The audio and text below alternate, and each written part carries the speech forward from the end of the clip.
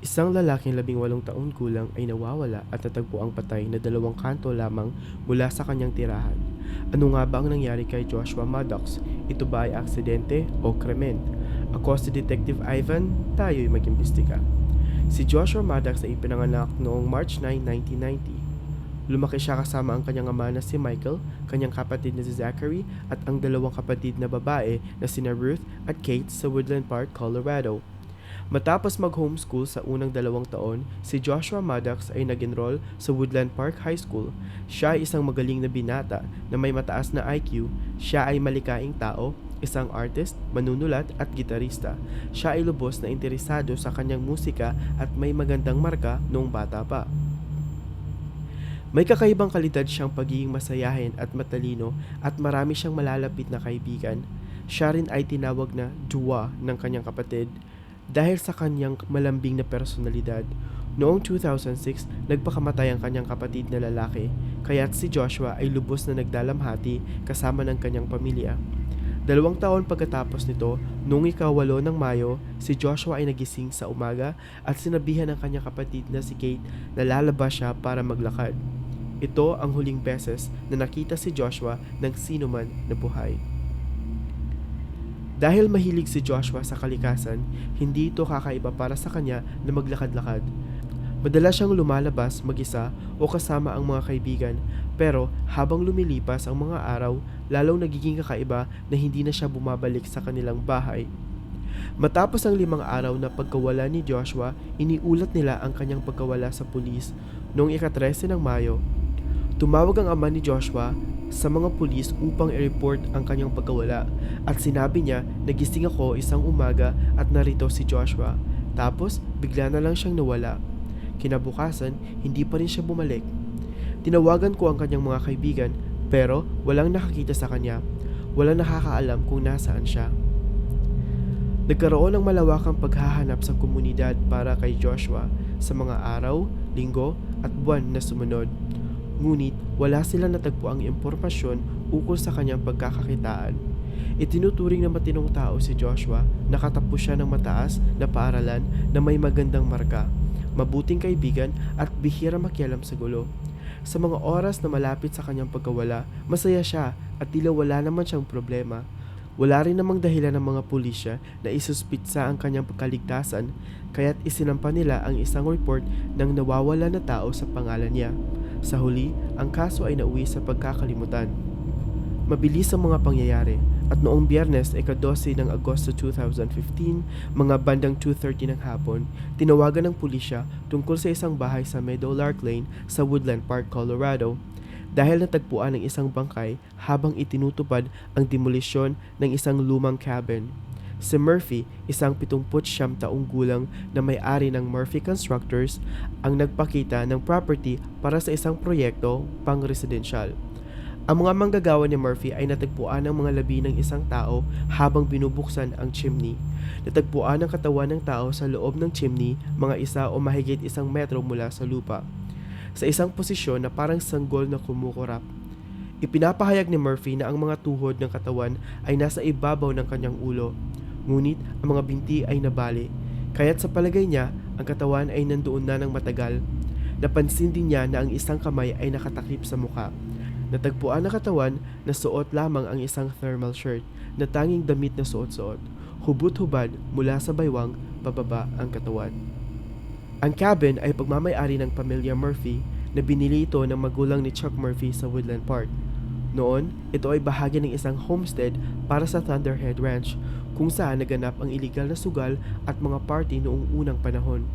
Ngunit pagkatapos ng mga kaganapan, naging opisyal na pag-aari ito ng pamilya Murphy at itinirang tahanan ng kapatid ni Chuck Murphy sa loob ng mahigit na 30 years. Pagkatapos noon, ginawa itong isang rental property at natapos ito hanggang maging bakante ang property sa loob ng mga sumunod na 10 years. Paminsan-minsan lamang binisita ni Chuck Murphy ang property para sa storage o upang tsakin na walang mga intruso o taong nakatira ng illegal sa property. Inireport ni Chuck Murphy na ang lugar ay madilim, mabaho at may mga dumi ng raccoon sa paligid. Wala silang ibang dahilan para pumasok sa loob maliban sa demolisyon ng building. Sa mga resulta ng autopsy, walang nahanap na droga sa sistema ni Joshua, walang nabasag na buto, walang gunshot wound o knife wound, kaya't inihayag ng colonel na ang kanyang kamatayan ay aksidente, malamang dahil sa pagbagsak sa chimney. Sinabi rin niya na ang kamatayan ni Joshua ay hindi agad nangyari at marahil ay dulot ng hypothermia o pagpapalamig ng katawan. Iyon na sana ang wakas ng kaso, ngunit may mga detalye na nagpapahiwatig na maaaring hindi ito isang simpleng aksidente. Sa pagtutok ni Chuck Murphy sa mga rebar sa tuktok ng chimney, nagkaroon siya ng mga pag-aalinlangan sa teorya ng colonel. Ipinakita niyang ilang taon na ang nakalipas, nag-install siya ng rebar sa tuktok ng chimney upang maiwasan ang mga raccoon at iba pang hayop na pumasok sa cabin. Ito ay ginawa mga 15 years na ang nakalipas, kaya't wala sanang dahilan para sumagot ang kanyang testimonya. Ibig sabihin, mas malamang na pumasok si Joshua sa chimney mula sa loob ng cabin kaysa sa labas.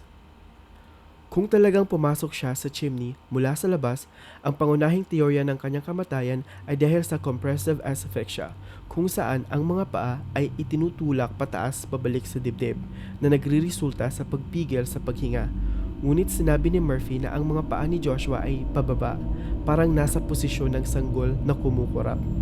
Maaring mamatay sa compressive asphyxia kung ang mga paa ay pababa, ngunit mas mahirap ito.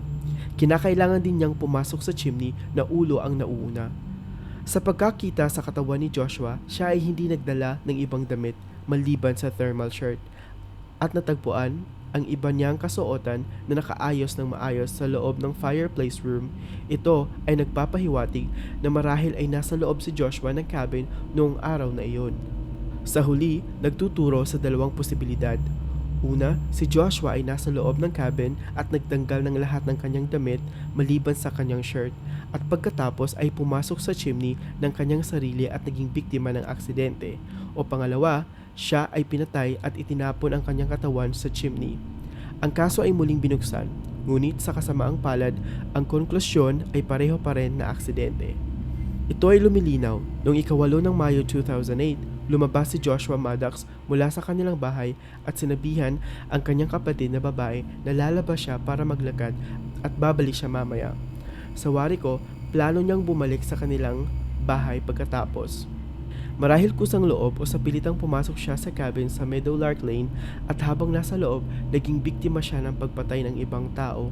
Napatunayan na walang mga butas sa katawan ni Joshua, ngunit hindi maaaring itanggi ang posibilidad ng asphyxiation. Ang kakulangan ng damit ay nagpapahiwatig na maaaring mayroong nangyaring aktibidad na sexual, kusa o labag sa kanyang kagustuhan. Matapos ang pagpatay, inilagay ang katawan ni Joshua sa chimney, inalis din ang breakfast bar mula sa kusina at inilagay ito sa harap ng chimney upang takpan o i-block ang lugar, marahil upang hindi maramdaman ang amoy at upang maiwasan ang mga tao na tingnan ang loob ng chimney at matuklasan ang katawan. Hindi natin alam ang tunay na nangyari kay Joshua Maddox, ngunit ang mga detalye na ito ay nagpapahiwatig na maaaring hindi ito isang simpleng aksidente. Ang koneksyon kay Andrew Newman na may mga pagkakataong naging kaibigan ni Joshua at may sariling serye ng mga krimen ay nagpapabigat pa sa mga agam-agam. Subalit wala tayong tiyak na ebidensya na nagdurugtong sa kanya sa pagkawala ni Joshua, kaya't ito ay mananatiling isang misteryo. Sana isang araw ay may maglabas ng impormasyon na makakatulong sa paglutas ng kaso. Ngunit hanggang sa ngayon, mananatiling isang kasaysayan na hindi pa nariresolba.